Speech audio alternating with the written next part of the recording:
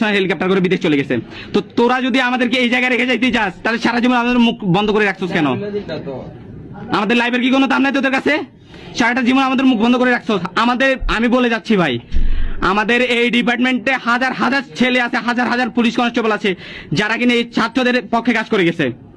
আমাদেরকে ফায়ার করার উদ্দেশ্যে, যদি ফায়ার করার নির্দেশ আসছিল, আমাদের অনেক হাজার ভাই আছে ফায়ার করে না, বুলেট গুলো সবগুলো নিজের কাছে রেখে দিছে। তারা সর্বদা চাইছিল জনগণের ভালো। আমরা সব প্রথম থেকে দেখবেন হাজারটা পুলিশের প্রোফাইল লাল হয়ে আছে এখনো। আমরা প্রথম থেকে চাইছি স্টুডেন্টের দাবি আদায় হোক, আমরা চাইছি এই সরকারের পতন হোক। কিন্তু আমাদের কিছু সংখ্যক লঘু সংখ্যক অফিসার যারা আছে তারা আমাদের মুখ বন্ধ করে রাখছিল, আমাদেরকে আটকে রাখছিল, আমাদেরকে বে হিসাবে আমাদের ব্যবহার করেছিল, যেগুলো কোনো যৌক্তিকভাবে ব্যবহারের কোনো পর্যায়ে পড়ে না।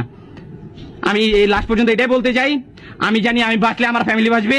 আমি এই জন্য স্বেচ্ছায় আমার চাকরি থেকে অব্যাহতি নিচ্ছি। আমার এই প্রিয় ইউনিফর্মটা, যেটার জন্য আমি সারা জীবন কষ্ট করে গেছি।